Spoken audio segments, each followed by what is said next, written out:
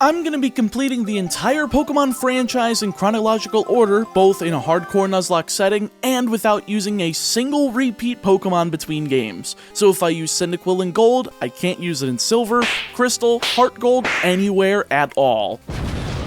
Rules are in the description, including some frequently asked questions from the Gen 1 leg of this challenge.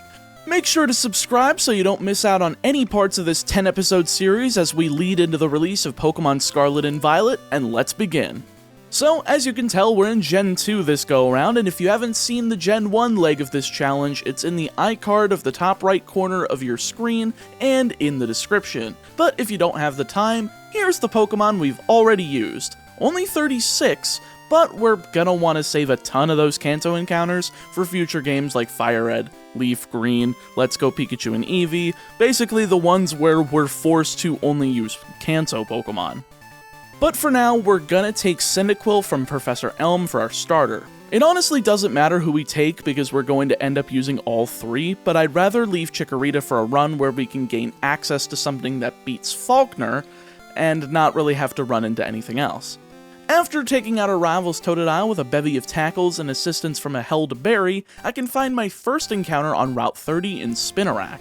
This guy's just not going to be too useful in too many games, and I figured we'd at least give him a shot in the earliest game we can, because power creep is a bitch, let me tell ya. Now while we're taking the path on over to Faulkner, I should mention that there's 26 fights per game, important fights. That times 3 is 78. Those being Ravel 1 in Cherry Grove, Faulkner, Bugsy, Ravel 2 in Azalea Town, Whitney, Ravel 3 in the Burn Tower, Morty, Chuck, Price, Jasmine, Ravel 4 in the Goldenrod Tunnel, Ravel 5 in Victory Road, Will, Koga, Bruno, Karen, Lance, Lieutenant Surge, Sabrina, Erica, Janine, Misty, Brock, Blaine, Blue, and Red. So I'm going to have to blaze through if we want to chance it. This video being less than an hour long. The level cap before the first gym is 9, which sounds awfully hard to stay inside, but with our third encounter in Dunsparce over in the Dark Cave, that'll be a cinch. The more Pokemon I have to divide EXP between, the better, especially with my goal of getting through Sprout Tower before the gym. With everyone at level 9 and the power of Rage, I'm ready for Faulkner, who starts out with a Pidgey, taking 3 Rages before going down, but because it kept attacking with Tackle, Rage is so powered up from them that Pidgeotto ends up being a 2-shot, KOing, winning me the fight in short order. Route 32 houses our 4th of hopefully 6 encounters in Wooper during the night, so we're close to clearing out that Fire, Water, Grass core that I enjoy having on my teams, though we won't be able to get to that Grass type until we take care of the second gym leader, Bugsy. He's rocking 3 Pokemon, but in reality it's just 1 since Scyther is all we care about here. His lead Metapod falls to a single of our newly evolved Quilava's Embers, allowing for Scyther to come out, immediately get crit by an Ember, hitting only 2 attacks before going down and leaving just Kakuna to get bodied by a single Ember as well. Just like how I enjoy my real bugs, burned to a crisp so they're not in my goddamn house. Just outside and heading towards Ilex Forest is the second rival battle, where he leads Ghastly as I'm going for Wooper, as Water Gun can land for good damage, and that's all we're really looking for is Unga Bunga. We managed to dodge all uses of Hypnosis, KOing and getting to Zubat, who just kinda spams Bite and misses Supersonic while I go for Water Gun, still being outpaced in terms of damage despite 2 flinches, and eventually going down. Third out is Crocodile, so I stay in to set up a Tail Whip before swapping out into Dunsparce, taking a Water Gun and just going ham with Rage, KOing in 3 shots after taking 2 Water Guns to win the match.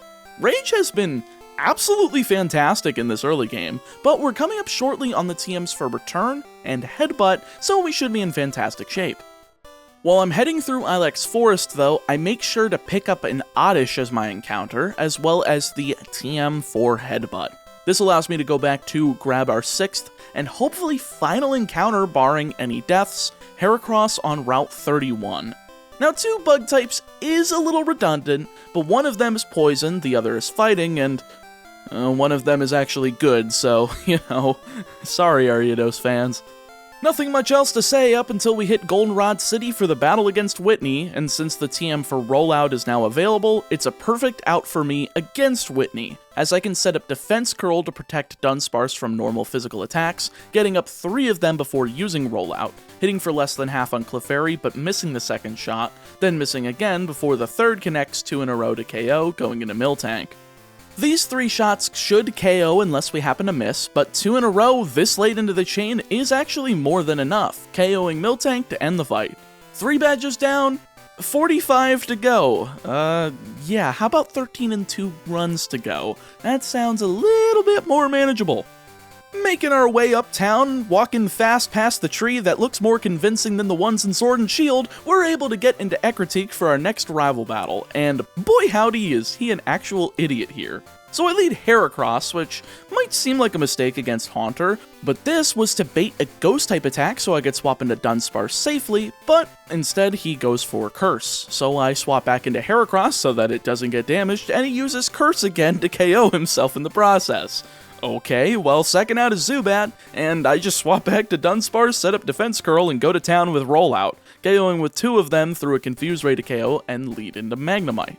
Fortunately, Confusion wears off, and the next 2 strikes KO Magnemite, leaving the last one to hit Crocodile with an emphatic critical hit to end the bout. But the true challenge here lies in Morty. After all, I don't really have much to hit his Pokemon for super effective damage, but what I do have is Dig on Quagsire, and thanks to this being prior to Gen 3, this does give me an option. KOing the first Ghastly in 1 strike of Dig after seeing a Curse used, though taking a quarter of Quagsire's HP away is pretty good, so of course I swap into Dunsparce to both alleviate the Curse and gain a type advantage, but that doesn't work for long. I didn't realize that Gengar would be unaffected by Glare due to it being a normal type move. I thought it would just work like status moves on how, like, Sand Attack can hit a flying type Pokemon despite it being a ground type move, but here that's not the case. Upon seeing Hypnosis and Dream Eater connect, I know I gotta try another strategy. This ends up being Ariados and Nightshade, landing 3 of them in a row to KO Gengar through a trifecta of missed Hypnosis. Haha, talk about luck. But out comes his Haunter, who ends up reciprocating Nightshade. We've got just enough HP to survive exactly 3 of them thanks to the Held Berry, so I just keep clicking it over and over again, remaining with 22 HP as the last Haunter comes in upon the last one's KO, a level 23 who can KO with Nightshade now, so we gotta get out of here, swapping into Quilava and see if we can KO with Ember. And sure enough, we've got plenty enough HP to do so, taking 3 Nightshades and dishing out 3 Embers to KO and win the fight. See, ladies and gents, just wing it and your battles will go absolutely fine. No throwing for content seen whatsoever. Speaking of winging it, how about doing that against Chuck? Of course, I had to clear out a ton of Team Rocket to get to him, but hey, who cares about them? They don't even have named executives in this game. I figured since Heracross and Counter would be a decent strategy against a physical user, it would be the move, since, you know, Chuck does Unga Bunga hit hard with fighting type moves, but turns out that isn't the case. So after figuring that out, I go ahead and start going with Strength, KOing his Primeape who leads to Poliwrath, and goes down to 2 more Strengths, the first being a critical, missing a Hypnosis in the process to win the fight. Okay, but one small complaint. Why does this guy not have a Hitmontop? I'm slightly disappointed by the 5th gym leader of a region having 2 Pokemon, when Roxanne and Pokemon Emerald as the 1st gym leader has 3. But hey, we take freebies, I suppose. Speaking of freebies, we got a free soul to steal here with Price. He doesn't need it anymore, right? So we're gonna beat it out of him with Heracross's Rock Smash, destroying Seal in 3 shots with light headbutts, doing some Seal bludgeoning because apparently that's legal here in the Johto region. Second out is Dugong, going for Aurora Beam for minimal damage as we continue Seal bludgeoning just like the Canadians do, nearly 2-shotting with Rock Smash, lowering his defense twice as the 3rd KOs after the 2nd Aurora Beam.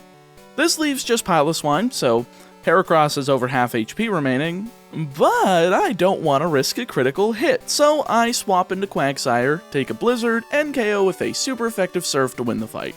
Can't say it gets much simpler than that.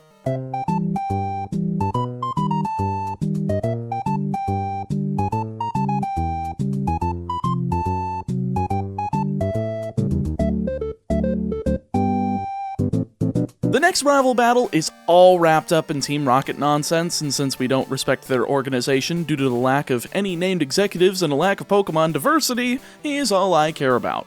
Though leading with Golbat is a pretty easy way for me to not give a shit about you. I'm countering with Quagsire, going straight for the 1 under 2 power return for 75% damage, but Confuse Ray prevents me from doing this 2 turns in a row as Golbat continues to wail on me with Wing Attack. That's fine though, 3rd time's the charm and it goes down to return, leading to Sneasel. I decide to be an idiot and stay in, though that pays off as Quagsire is able to run through it with Surf after taking a feint attack and snapping out of confusion.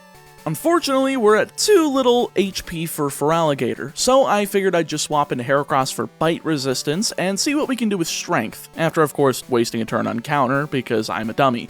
Strength does nearly half, but it was my last power point since I was taking out Rocket Grunts beforehand, so 3 turns of Fury Cutter later and he goes down, sending in Haunter who resists. Though, because I'm on the 4th shot of Fury Cutter, I think I have a good chance of KOing quickly.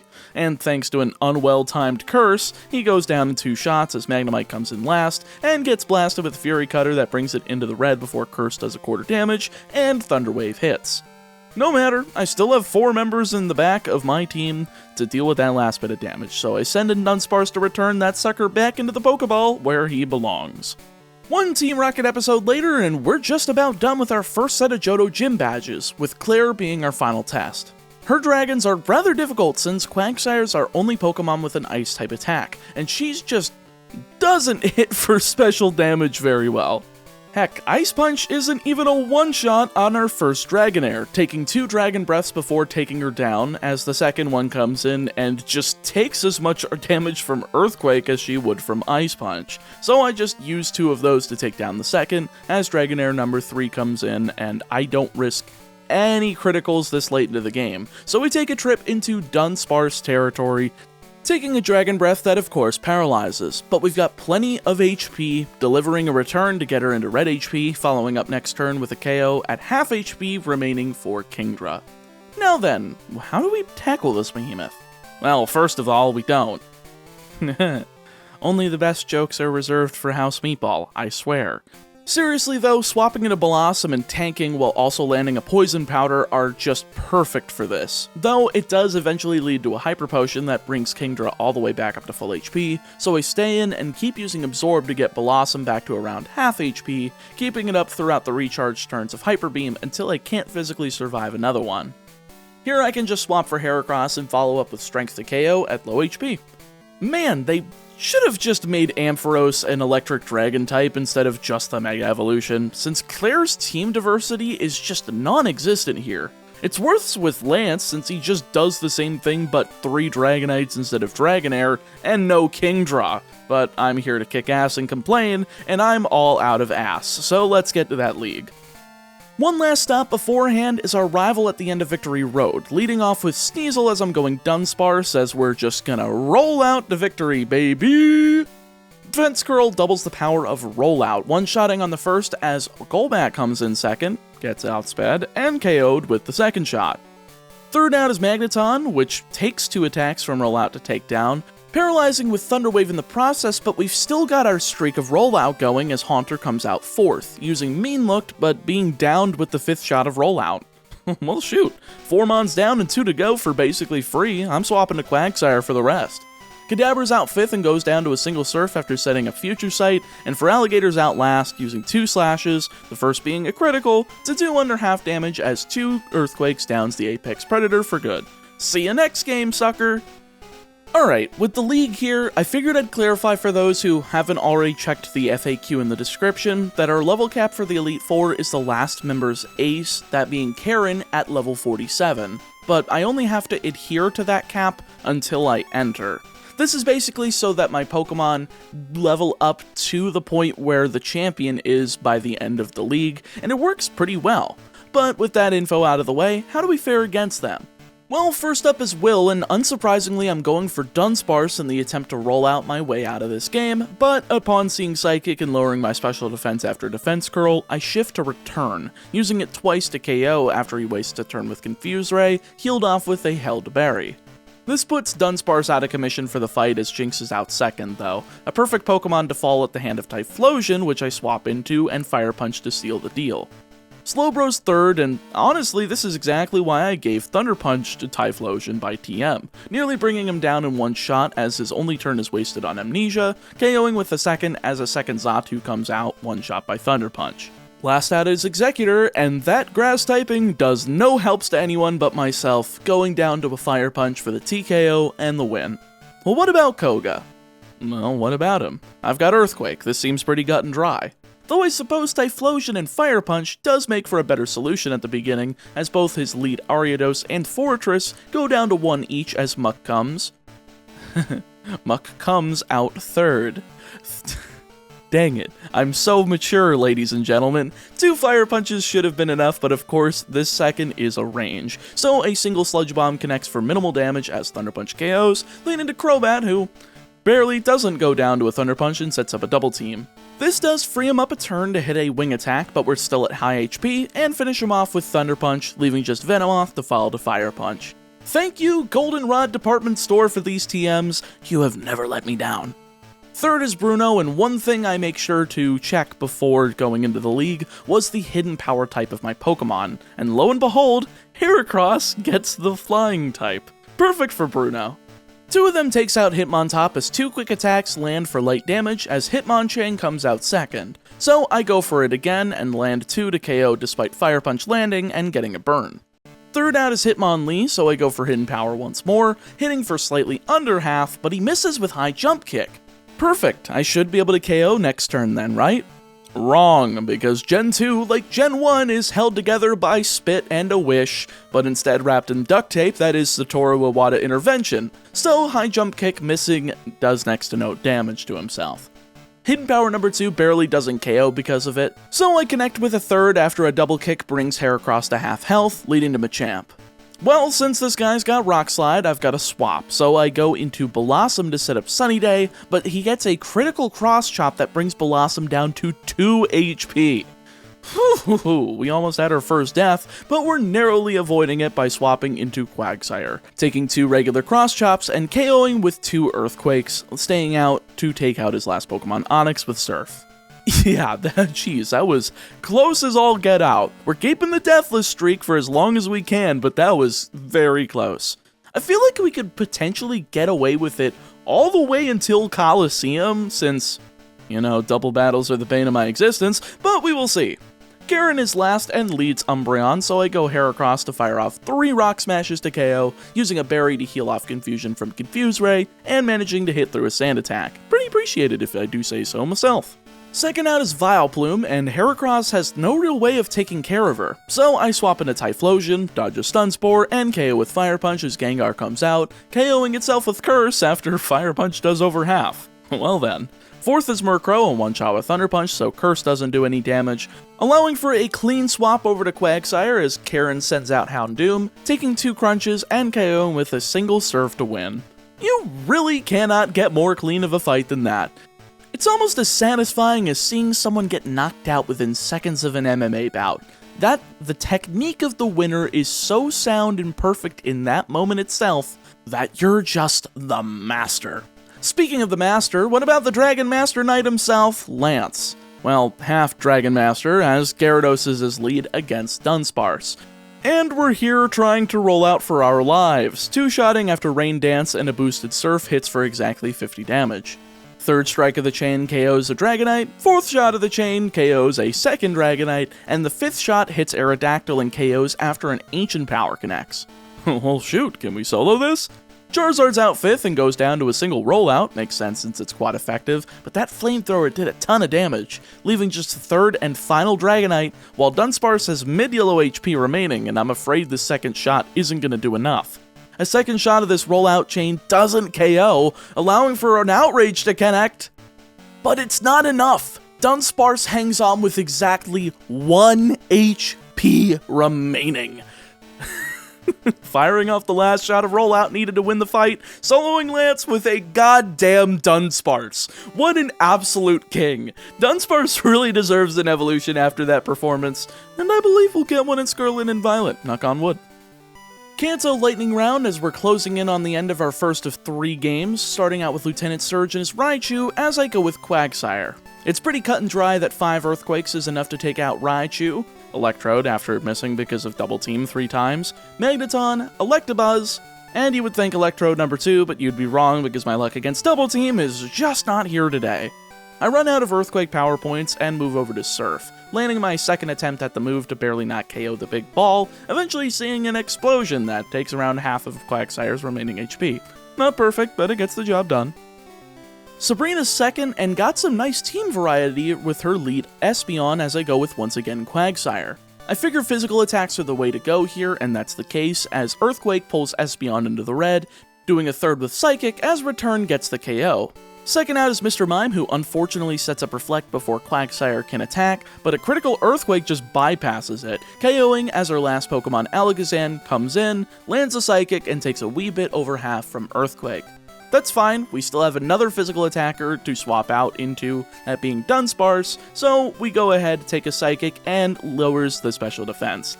A little rough, but then I nail Pursuit and Return in sequence to KO after taking another Psychic, surviving on 20 HP and winning the fight nonetheless. Jeez, Dunsparce taking all the damage and doing a ton of the work. He truly is the dark horse.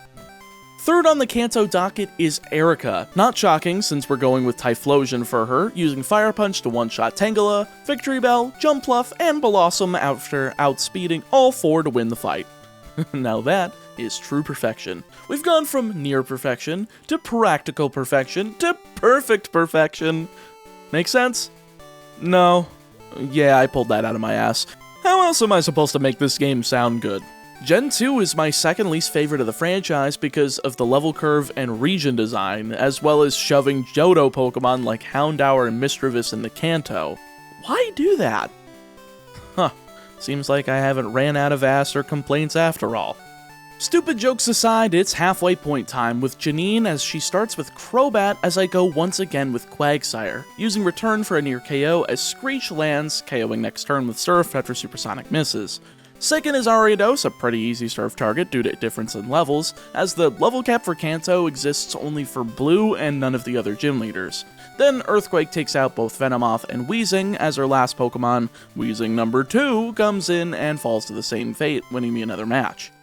Badge number 13 on the line with Misty as she leads Golduck against Blossom.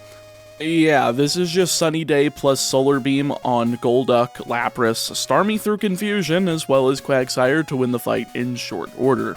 Could have put a Berry on for the potential confusion, but I didn't think about it. Didn't need it. Badge number 14 with Brock, and we're once again going Blossom, setting up Sunny Day against Graveler as he misses with Rollout, KOing with Solar Beam and doing the same to Amistar, Rhyhorn, and Onix as the sun goes down as Kabutops comes in 5th and final. Of course, I just take the turn to charge Solar Beam, taking nearly 20 damage from Slash before KOing and winning. We are so close, I can just taste it. Too bad trying to eat it will burn your tongue. That's what Burn Heal is for. Get it? Because Blaine says you better have Burn Heal. Only 10 out of 10 jokes here at House Meatball. Anyway, Blaine kicks off with a Magcargo. What a Pokemon to lead off with against a Quagsire. See you later, buddy. Hope you enjoy your vacation with some surfing. Second out is Rapidash, hitting a single attack before just getting Bungus blasted with Surf, leaving just Magnemar to set up the sun, but the Dingledork is only delaying the inevitable as Surf doesn't KO, leaving him to hit Fire Punch once as Earthquake finishes him next turn. Alright, all that's left is one more gym badge and the Bastard Blue. Leading off with that signature Pidgeot as I go with Dunsparce, setting up Defense Curl and getting hit with 2 wing attacks before Rollout manages to connect for a 2-shot KO, taking a Mirror Move Rollout in return before Alakazam comes out second. Well, Reflect is a good effort, but it's still a one-shot with the 3rd strike of Rollout. Now Rhydon, that's a good idea. The 4th strike of Rollout doesn't KO, and since the AI can read what will happen, he swaps into Gyarados on the 5th attack due to it missing, hitting a Hydro Pump that puts Dunsparce out of commission after a return barely does anything at all.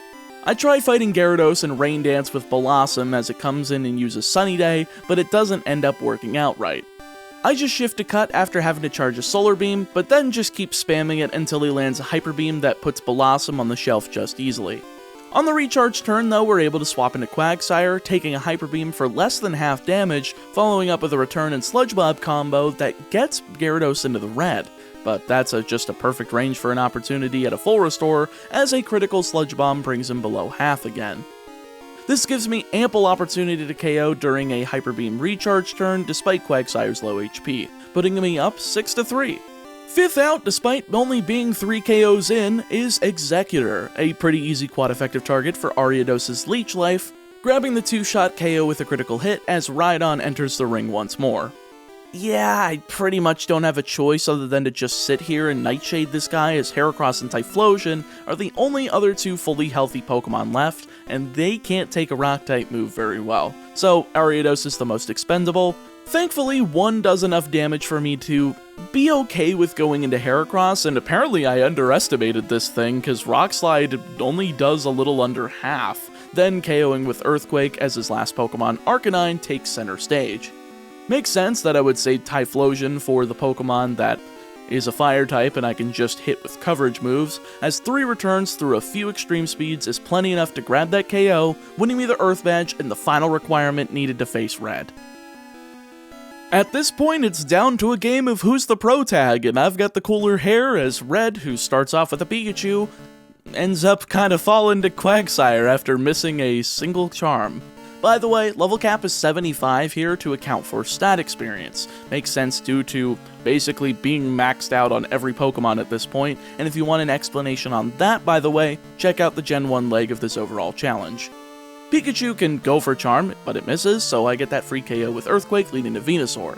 Yeah, that would make 0 sense to be in on Quagsire here, so I swapped to Typhlosion on the Solar Beam charge turn, hitting Fire Punch for a near KO as it blasts out for minimal damage, KOing with the second and putting me up 6-4.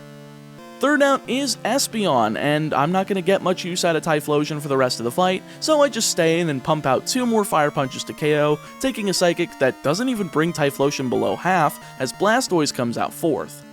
Now you may be thinking it's just bad decision city to go for Blossom here, as Blastoise has Blizzard, but I know he wouldn't go for a resisted move against a weak to water Typhlosion. So swapping and seeing Rain Dance is perfect, setting up Sunny Day and allowing Blizzard to go down to 50% accuracy, missing and taking him down with a Solar Beam. Charizard's 5th, and we already know how that goes. Quagsire is a perfect out thanks to Surf. Despite the burn, we're using a special move here, so who cares. Nailing it and barely not KOing in 2 shots with attempts at moves like Flamethrower used by our opponent.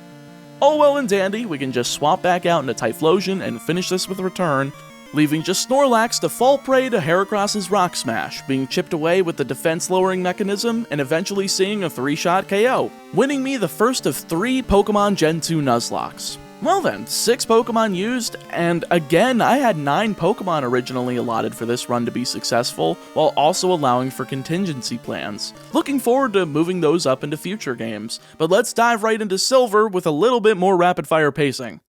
So, 26 more fights, but who to choose for our team this go-around?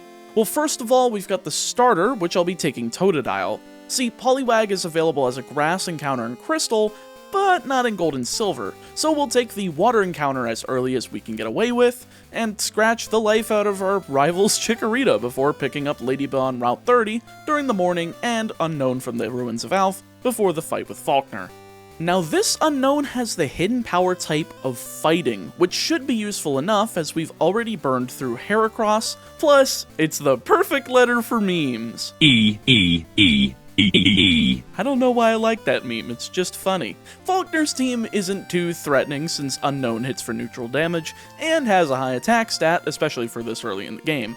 However, I start off with Ladybell, since Pidgey doesn't have any flying type moves, and the only other attacking move it has outside of Tackle is Mud Slap, which can't affect it because it's flying type. So I use as many tackles as I can get away with, eventually KOing thanks to a critical, giving me enough damage after a held berry activates. Taken out with minimal HP remaining as Pidgeotto comes in second. Of course, Gust is strong, but is able to come in and take a Gust, triggering the berry and hitting 2 hidden powers for around half damage before I swap into Totodile. Raging Pidgeotto in the face 3 times in a row is pretty easy for it, so I KO and win the fight. Also, thank goodness for held berries at this point, by the way. This fight would be ridiculously hard if it weren't for them, or I would have had to change my team layout. So before fighting Bugsy, I made sure to grab another new encounter, this one being Hoppip as our grass type. Unfortunately, it nor Ledian can learn Fly despite being part Flying type, but Charizard couldn't learn Fly in Red and Blue, so that flaw has to persist for some reason. Anyway, Bugsy's 3 but actually 1 Pokemon are easy to take care of, as Hoppip can hit Metapod with Poison Powder and let it fall to that damage, using Synthesis to heal off any from Tackle that it yields, leading to Kakuna who gets Sleep Powdered and beat up by Ladybug's Comet Punch. I made sure to give Ladybug a Poison Cure Berry here as well, but of course Bugsy's lucky enough to hit the 1% chance of poisoning twice in a row, so I'm forced to swap out once Scyther comes in. I was hoping to use Ladybug as more of a pivot later in the fight so that I could potentially break Fury Attack chains multiple times by exploiting the AI, but we can still win with only 2 uses of it. By swapping back into Hoppip and using Poison Powder, then using our first of 2 uses of that by going into Ladybug, we can bake Fury Attack and then bait it with swapping back in and letting Scyther get down to half HP. Then Totodile can come in and clean house with 2 Water Guns to win the fight. I'm kind of trying my best to get away with beating this game with utterly terrible Pokemon aside from Feraligatr and Jumpluff at the end, and I think we have a pretty good shot at it here, especially once we grab Headbutt from the Ilex Forest for our next encounter, but of course we have another rival fight to take care of first. This one goes rather in my favor in terms of RNG though, as Sleep turns with Hoppip, Sleep Powder, and Ghastly meant that I could safely swap into Totodile, then just Water Gun this guy twice with 0 repercussions, baiting out Bayleaf, then swapping back into Hoppip and using Poison Powder in order to take those Razor Leaves as well with that quad resistance. After it goes down, I even stayed in against Zubat and hit Sleep Powder again just to spam Tackle, keeping him asleep for what seemed like forever as he never woke up and allowed me to KO with a few tackles to win the fight. And we evolved into Skiploom in the process. Very nice. Now why do we need Headbutt so much? Well, for my 5th encounter, I want to grab Pineco, which we can do effectively in Azalea Town thanks to it. 2 bug types again like Gold, but this one's an Utter Tank, and the other gets the Elemental Punches soon after in the Goldenrod department store, so I think we're having a pretty much net better pair here. Also, something I forgot to mention in the last run because I completely forgot about it, but thanks to resetting the clock, you can get an infinite number of white apricorns from Azalea Town right above Kurt's house. These sell for $100 a piece, and that money can be used to get a bunch of vitamins from the Goldenrod department store to boost up our stat experience far beyond what the current level cap of 20 would allow us to do. After all, the faster we increase our stats, the easier the run becomes, the less Pokemon we lose, and potentially even have to use, saving them for future games. But I'm rambling a little bit too much. Whitney's up next, and since E has Hidden Power Fighting, this is a cakewalk. One-shotting Clefairy and 2-shotting Miltank thanks to a critical Hidden Power, and her locking into Rollout in the first turn, KOing after she misses the 2nd shot to win the fight. I'm surprised by how much use we're getting out of Unknown. It's actually quite handy and not falling behind in experience like I expected it to. Another rival battle is up in the Burn Tower, and it's not exactly the hardest one either. Despite it being the lead Haunter, we can just use Dig with our newly evolved Crocodile, one-shotting and leading into Magnemite, whom we can swap into Unknown to bait Thunder Wave or Supersonic, then swap back to take an attack, then Dig to KO, baiting out Bayleaf 3rd, so we can swap into Skiploom and KO with Poison Powder like we did in the first fight. I am big-braining this shit. Of course, we get poisoned in the process by Bayleaf's Poison Powder, but Synthesis is more than enough to help Skiploom survive, so who cares? I KO that, then take out Zubat with 3 headbutts, with the second one flinching to help seal up the fight. Perfect! On to Morty! Dig from the National Park on Crocodile makes this a cinch, along with Bite for the Pokemon I can outspeed. One-shotting Ghastly with Bite, Haunter with Dig, then 2-shotting Gengar with a Dig and Bite combo, finally finishing off the second Haunter with Dig without taking a single attack.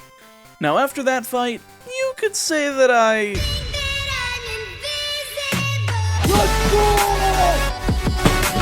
One big ol' trek through Team Rocket later, and we're ready for the trifecta of mid-game gym leaders. First up, Chuck with a cap of 30, and the newly evolved Jumpluff and Feraligatr. We've got Jumpluff with the Flying type resisting the Fighting type, so we can just Leech Seed and Poison Powder Primeape, swap around the team so a bunch of them gain the level during the fight thanks to the power of edging, finally ending on Feraligatr as Primeape goes down and Poliwrath comes in last. Now I'm able to hit for a third with Dig before being put to sleep with Hypnosis, finally going back over to Jumpluff to use Leech Seed and get that sweet damage over time, eventually swapping into Ladian to hit Thunder Punch for the KO and the win, evolving Pineco into Fortress in the process. Second in the chain is Price, made easily done by KOing Seal with 2 hidden powers, and Dugong with a critical after using Rest just to emphatically state that is the best meme. And with Piloswine, I figured I'd play around any potential critical hit, swapping into Feraligatr and using Surf to KO and win. And last up in the mid-game chain is Jasmine, and did you expect anything else? Just like we did in the last game, Dig, Dig, Surf, good game, ma'am. One more trek through Team Rocket later, well, half a one since we have a rival battle in the middle of it. It's time to whip this man back into shape again, finally getting to show off Ledian and the power of the elemental punches by two-shotting his lead Golbat with Ice Punch through Confuse Ray, KOing and leading into Magnemite, who's using Thunder Wave. But I'm prepared as I swap into Unknown, healing it off with a Paralysis Cure Berry, then hitting a Hidden Power Fighting to KO.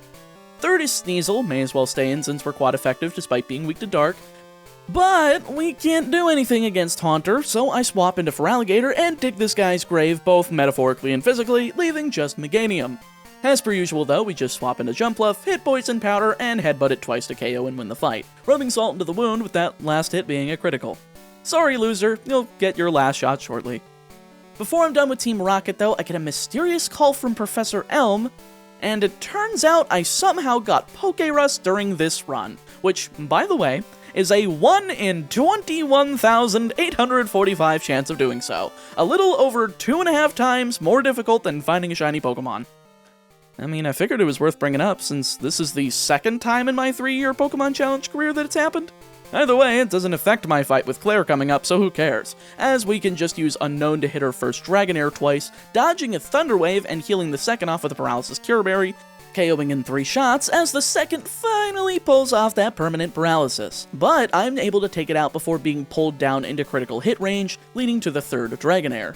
Of course though, once I swap into Fortress, I realize that I've made the mistake of not healing before the fight, so I'm out of power points for strength. However, spamming Rock Smash is more than enough to eventually get the KO, leading to Kingdra. Well, that's another easy Pokemon to take out thanks to Jumpluff. We resist Surf, and Hyper Beam does less than half, so we're not susceptible to a critical hit, establishing Leech Seed and using Synthesis during a recharge turn. It just means we have practically infinite HP, eventually KOing with a myriad of Leech Seed, Poison, and Headbutt attacks to win the fight. Last half dozen fights before Kanto, and the rival's got one more shot to pull a Pokemon out of me. If he does, I'm planning on grabbing Skarmory off of Route 45, but if not, I'm just going to keep it in the back pocket until the end of the game, since if I can get away with saving it, I might be able to use it for Route 13 in one of the Hoenn games, whether it be Ruby Sapphire Emerald or Omega Ruby Alpha Sapphire way down the line. Our final rival fight leads off with Sneasel, a 2-shot with Ledian's Headbutt, leading into Golbat, whom I would have been able to 2-shot if it weren't for him confusing me and Ledian hitting himself. But Wing Attack brings Ledian into critical HP range, so it's out to Fortress to KO with Strength. Third is Magneton, whom uses Thunder Wave twice in a row to burn through my Paralysis Cure Berry, but Rock Smash is eventually able to KO as I go into Feraligatr for Haunter, taking it out thanks to Curse damage and Bite. Second to last out is Meganium, and you know the drill, swap into Jumpluff, Poison Powder, but it eventually works out, it just takes a while and I can't establish it very easily. Eventually I have to swap into Unknown and get a KO with a mix of Poison damage, Hidden Power, and Struggle, leaving just Kadabra. Now, you figure that Kadabra would be hard to KO, but Struggle is a physical move, so we're able to blast out 2 of them, seeing a Future Sight being wasted as he goes down and I win the fight. Now that was a bit sloppy, I'm not actually very happy with that. We're gonna need to make sure our battle execution is clean for the league. So first up is Will, and he's leading Xatu, a pretty easy KO with 2 of Feraligatr's bites, especially with a flinch. Second out is Executor, and despite the grass typing, he only has Solar Beam as a grass move, though it doesn't matter thanks to a critical hit taking it out. Third out is Jinx, another 2-shot with Bite, though Psychic does manage to connect for around a third of Feraligatr's HP, leading into Slowbro fourth. This is yet another 2-shot with a flinch that makes it free, with one more Xatu that gets flinched and KO'd for free after heal locking Will into a max potion. Well, that couldn't have gone much better than it did. Second up, Koga, no fire type on the team, so we're gonna have to brute force it with Feraligatr. Surf is a one-shot on Ariados and nearly a one-shot on Venomoth, who hits a super weak Psychic before going down to a second. Third is Fortress, and once again a near one-shot with Surf as he sets up Spikes, going down next turn with Muck being the follow-up. He decides to waste his turn with Acid Armor, allowing for me to KO in 2 shots, despite the fact that I have clearly established that I'm only using special moves, leaving just Crobat. Now, of course, this bat chest of a bastard should be going down in 2 Surfs, though, of course, I start missing because of one double team, and a full restore doesn't help after the single Surf that I managed to connect with gets healed off. In all, Toxic manages to take Feraligatr to critical HP, so I swap into Unknown to see if I could just deal that last little bit of damage needed with Hidden Power, and sure enough, despite the resistance, we can grab the KO and win. Whew, well, what about Bruno? Other than being the stupidest member of both the Kanto and Johto leagues, he's got a relatively easy team for me to take care of thanks to Ledian and Jumpluff. Ledian's able to just spam attacks on Hitmonchan, KOing with a myriad of Thunder Punch and Headbutt, using 4 shots to KO and losing less than half HP as Onyx comes in. Well, we knew this was happening, so out to Feraligatr we go, and out to Hitmonchan he goes, after I wash away his rather horrific love child of Dwayne Johnson and Jake Roberts. Hitmonchan is pretty easy since it's a KO with 2 Surfs, and his Thunder Punch barely does anything to Feraligatr. We're going for the 3-peat with Hitmonlee coming out, which we get with 2 Surfs, but that critical high jump kick puts me in a rather rough position. Out comes Machamp last, and we've got Cross Chop, which has a high critical hit rate, so I gotta swap out into Unknown, predicting the resistance to take care of it, but that resistance doesn't matter since we get a critical that brings us to around a third. So we swap into Jumpluff to get off some damage over time with Leech Seed and Poison Powder. Now the first Leech Seed misses as he misses with Rock Slide, no harm no foul, as does the second one unfortunately, and he connects with Rock Slide. Finally, third time's the charm and it connects, allowing for me to safely go out into Fortress and stall against Rock Slide, using Strength for some massive damage, and Cross Chop's just not doing a damn thing to this guy, KOing with the second Strength to win. And to think I called Bruno the stupidest member of the Johto League. I mean, he still is. Doesn't mean that he's not strong though. Last up is Karen in the Dark type, starting Umbreon against Feraligatr as we're just brute forcing it again. 2 Surfs manages to down the Evolution, with the second being a critical through a Sand attack, getting out damageless as Vileplume comes in second. Hilariously, just swapping out into Jumpluff and spamming Headbutt is plenty enough to take down her second Pokemon damageless, using the held Paralysis Cure Berry to get rid of Stun Spore and KO. 2 down, 3 to go as Houndoom's out third, and back out to Feraligatr we go just to barely take any damage from Flamethrower, KOing with Surf and leading into Gengar fourth. Now it's not a Dark type, but it is a Poison type, going down in 2 turns to a Dig and a Curse that finishes off the remainder of her HP, leaving just Murkrow to come out and fall to Surf with no Curse damage racking up whatsoever. And to think that all we had to do was clean up our execution for the league, and look at us now. All that's left is Lance, and while we do have a Pokemon with Ice-type moves in Ledian, that Pokemon happens to be weak to Fire, Electric, and Ice types, all of which are represented on Lance's 3 Dragonites with Fire Blast, Thunder, and Blizzard respectively, not to mention it's weak to, Fire like I said, so Charizard and Flamethrower are gonna hurt. It's also weak to Rock 4 times, so Aerodactyl's gonna hurt. The only thing that this thing's not gonna take damage from is the lead Gyarados, so of course we're leading Ledian, using Thunder Punch in plenty enough to take him down in 2 shots through Rain Dance, leading to the first of 3 Dragonites. Now these Dragonites are going to prioritize Thunder Wave because of the way that Gen 2 is programmed, and since these are 3 shots, I should be able to efficiently clear out one of them for free with the held Paralysis Cure Berry.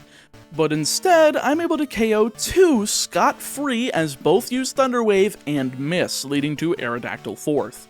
Of course, he's faster and quite effective against Ledian like I said, so I swap into Feraligatr, take a third from 2 Rock Slides, and KO with Surf as the third and final Dragonite comes in. But now I'm unsure as to who to use as a pivot. So I go into Unknown, take an Outrage, then swap into Fortress since he resists until Fatigue sets in, swapping into Feraligatr since I'm expecting Flamethrower for the quad effective damage. Now Fortress did manage to get his strength in before the end of that, so we got some chip damage there, and Feraligatr managed to hit a bite and survive on non-HP, giving me just enough damage to send Ledian back in, take an Outrage, and KO with Ice Punch to leave just Charizard. And thanks to the power of Ledian's special defense, we're able to hit a Thunder Punch, surviving on 2 HP, but not quite doing half. Well, my only healthy Pokemon left is Jumpluff, so I swap into it, take a Flamethrower, and it's basically down to a 10% chance of whether or not we lose a Pokemon. So I go for Headbutt, and sure enough, we do get that 10% flinch, not losing Jumpluff to Flamethrower, and KOing with the second to win the match. Woohoo! Well, that was awfully close. I suppose that's what I get for using a bunch of garbage Pokemon for Feraligatr and Jumpluff, but hey, we made it through, that's all I'm asking for. Now for Kanto, and as you guys noticed with Gold, the level cap only applies for Blue, and because of that, well, why talk about the other Kanto gym leaders? They all fall like flies like you're currently seeing, especially if you end up taking out all of the side quest parts like the machine part for the power plant, and clearing out the trainers throughout the region, and making every area easily accessible. So after a barrage of 7 gym leaders that all, again, fall like flies, we're ready for Blue.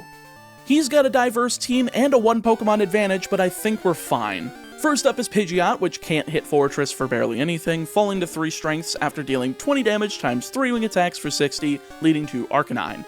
Now of course he's going for Flamethrower, so I use Protect, then swap out into Feraligatr, taking it for minimal damage and extreme speed as well before KOing with Surf. 2 down, 4 to go as Executor's out third, and once again, just like Will's earlier, I'm going for Bite just to cheese a KO. Getting a 2-shot with a free flinch as Alakazam's out 4th, going down to a critical bite. Well, they're falling like flies like the other 7 gym leaders, that's pretty good. But Gyarados is a bit of a house, so I use Cut to do some chip damage, take a Hyper Beam for some substantial damage, then swap on the Recharge turn into Jumpluff for free in order to set up Leech Seed. I expected another Hyper Beam here, but instead he goes for Rain Dance and Twister.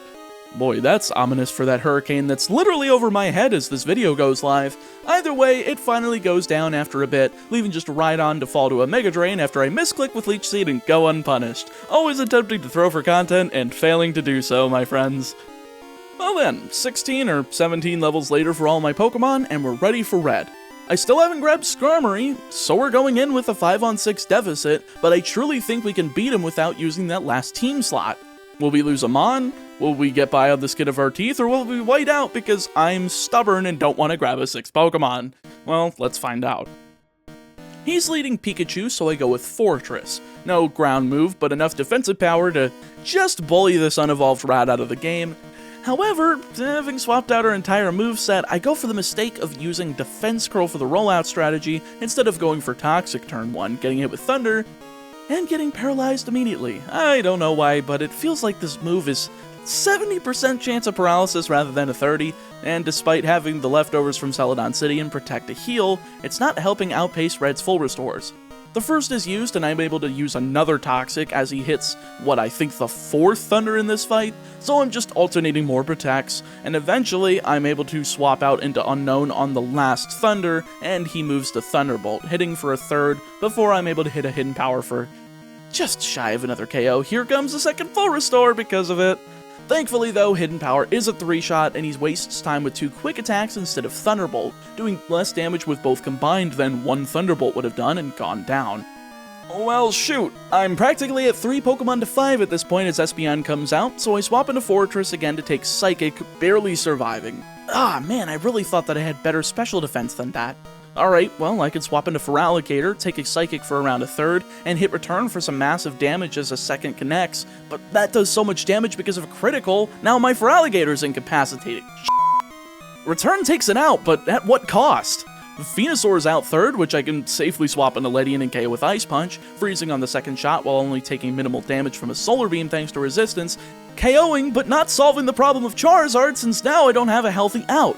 Speaking of the devil, I'm going for broke with Thunder Punch, hitting a low roll that doesn't quite hit half, so I just said screw it, I'm gonna lose a Mon in this run, so I go for a 2nd Thunder Punch, though it's a high rolling KOs going into Blastoise.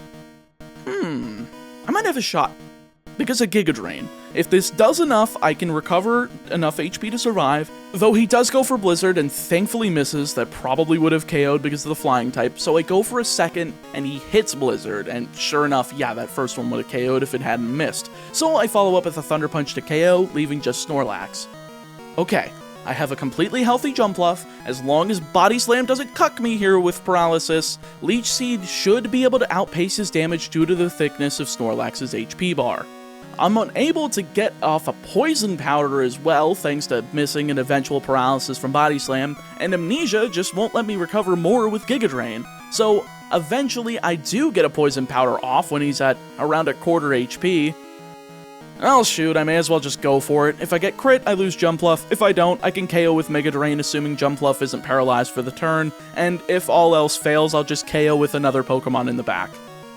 Alright, no crit, we see Leech Seed, poison damage, and yes, let's go! Mega Drain's able to connect, KOs, Amnesia be damned, winning me the fight with 0 losses. Now that is what I call a fight for content. Let's f***ing go!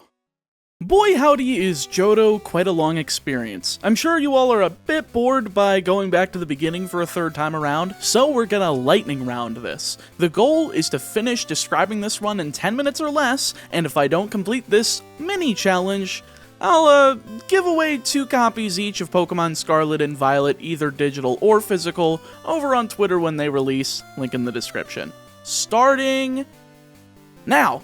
So before the first batch, we're grabbing 3 Pokemon. Chikorita is our starter, tackling the ever-living Bazinga out of our rival Cyndaquil, then grabbing Phanpy on Route 46 during the morning, and Poliwag on Route 30 during the night. These are weak encounters for the beginning, but Phanpy is enough of a tank to stand up to Faulkner and keep itself alive.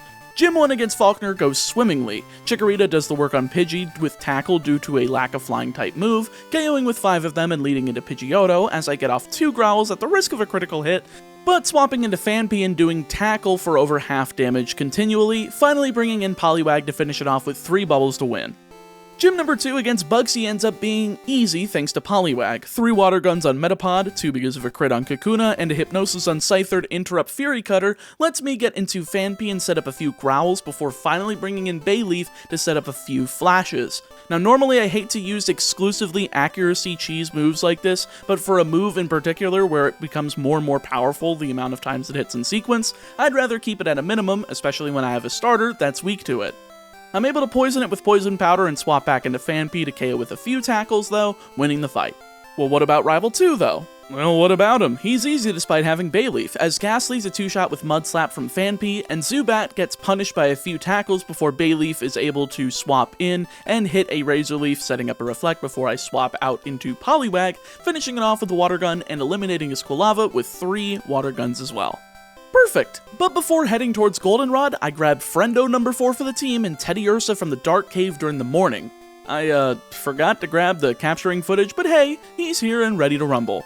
Gym number 3 against Whitney, and Clefairy's an easy task here. Simply 4 Razor Leafs from Bayleaf through a Morning Sun that was yielded off of Metronome led to her demise, leaving just Miltank to get Poison Powdered, Reflect to reduce her damage, and some Mud Slaps from Phanpy once brought in for damage and accuracy as a byproduct.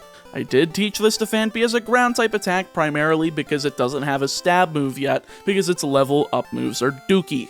Either way, because of Milk Drink, it required all of the effort of my team members, including Teddiursa and Poliwag, to eventually bring her down with collective attacks and poison damage, yielding the Plain Badge.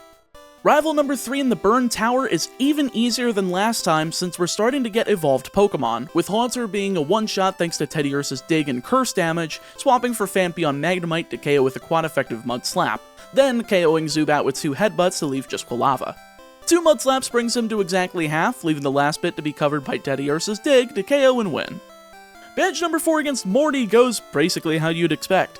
Dig from Teddiursa KOs both Ghastly and Haunter number 1, but doesn't quite one-shot Gengar, so I go for 2 as he misses with Hypnosis, leaving just the last Haunter to fall to a single Dig after getting off a mean look.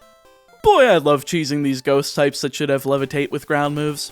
One Team Rocket Laughingstock later, and it's Friendo number 5 time. Deep in the Union Cave lies another part of the ruins of Alph with Wild Natu, a psychic flying type that finally gives me access to fly outside of battle for the first time in this set of 3 games. Thank the Lord.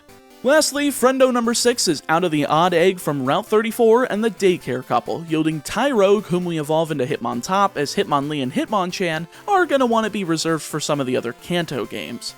Last but not least, Waterstone. We can get that from Fisherman Tully by exploiting the daylight savings changing over in New Barktown by only putting his number in the Pokegear. You'll likely see this in my Professor Oak challenge of Pokemon Crystal if you've already seen that video, but I will link it in the description or iCard somewhere, giving me the ability to get Poliwhirl into Poliwrath for our next few bouts.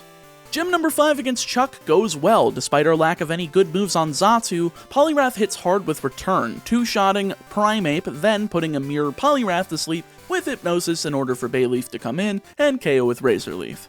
Gym number 7, but actually number 6 in price, is a solo fight thanks to Poliwrath. First up is Seal. Return is in your one-shot on it, taking an Icy Wind for 2 damage before Rock Smash KOs, leading to Dugong, who's outed thanks to 3 returns.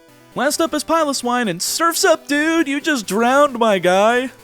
Gym number 6, but actually number 7 in Jasmine, now that we've got our newly evolved Ursaring, is Dig on Double Magnemite, followed up by a Dig on Steelix, realizing that he's got way too much defense. Yeah, then swapping into Poliwrath for a KO with Surf. Always forget that physical attacks do not do anything on this big-ass snake thing, despite it being super effective. One more Team Rocket Laughingstock that's even worse than Sonic 06 later, and we're ready for Claire, as Triple Return outs all 3 of her Dragonairs in sequence, and a critical downs Kingdra to win. Well then, she lasted about as long as any average guy would with her. This is the last chance that Silver's got it beaten me in this video, and I don't think he stands a chance with the current level cap of 47, as he leads Sneasel and I go Ursaring, KOing it and Golbat each with Return, Magnemite and Haunter with Dig once each, Kadabra with Return, and since I say Unga Bunga super effective on Typhlosion, I try KOing with Dig, barely miss it, then once he heals I go for Return, miss because of a single smoke screen, but once the second connects, I realize I could have done the battle damageless. Really need to train my brain to stop going, oh boy, it's super effective, get the dopamine train a-rollin'. League time, and Will's up first, taking out his Xatu, Jinx, and Executor, all with 1 return each from Ursaring. 2 is needed to KO Slowbro, but he wastes his only turn with Curse, allowing for the KO with no healing item, leaving just the second Xatu to fall to a second return. Well then, who knew a 102 power move with Stab from a powerful normal type would do such a thing? Number 2 in Koga with Ariados at the helm, return, bye. Venomoth, return, bye. Fortress, Fire Punch, that's why we have it, bye. Muck, return, holy crap, okay, bye, I didn't see that one coming. And Crobat, return, bye. Can't say I didn't warn him. Bruno's not as easy, but Return still packs a stronger punch than Hitmonchan ever could, one-shotting all 3 Hitmons in sequence as Mach Punch lands for less than half because of priority, allowing for me to swap into Meganium from Machamp to endure the onslaught of Cross Chops, eventually running him out of power points and living on 3 HP from a Vital Throw, but a mix of Poison Powder and Return is enough to KO, leaving just Onix. As much as I want to stay in and KO with Razor Leaf, I'm gonna get outsped probably, so I swap into Poliwrath, KOing with Surf to leave just Karen of the Elite Four. Got a little greedy there, let's scale it back here. Ursaring's back in front, let's roll some returns on Umbreon here, but Sand Attack is one nasty move, making it difficult to grab that 2-shot as I get hit with Confuse Ray. So I finally give up a little bit and bring Hitmontop into battle for the first time to KO with Rock Smash, leading to Vileplume who falls to 2 returns, missing Stun Spore in the process. Well, I can't hit her third Pokemon in Gengar, I gotta swap for Donphan and KO with Earthquake instead, healing from paralysis thanks to a berry, so sure enough it works, leading to Murkrow who's immediately slain by Ursaring coming back in, and KOing with Return, leaving just Houndoom to not get hit by Dig, but by Return, though this is a range. He survives, hits a Flamethrower, gets Max Potioned, but KO'd off of a second high roll return to win. Very nice. Did not go for Unga Bunga super effective, that's all we're asking for. All that's left are Lance, Blue, and Red, let's finish them off in style. Gyarados is a one-shot on Thunder Punch as Dragonite number 1 comes in, getting slammed with a critical return from Ursaring to go down in one shot yet again, leading to the second Dragonite who doesn't get hit with a critical, but does miss with Thunder Wave, going down with the second. Half down, half to go as Aerodactyl comes in 4th, so I swap into Poliwrath despite Wing Attack being super effective, as Poliwrath's bulky enough to take less than half from it, KOing it with Surf to lead into Charizard, outspeeding this one, but unfortunately missing the range with Surf that would have KO'd in one shot. Well, Wing Attack is fine, I guess, so I can KO, leaving one final Dragonite to take on. He uses Hyper Beam as I swap into Ursaring, doing around a third as Return does over half on the recharge turn, heal locking him into a full restore only to fall to 2 returns. 7 meddling Kanto badges later, and Blue's on the radar, getting up from his odd Lego block gym to fight me.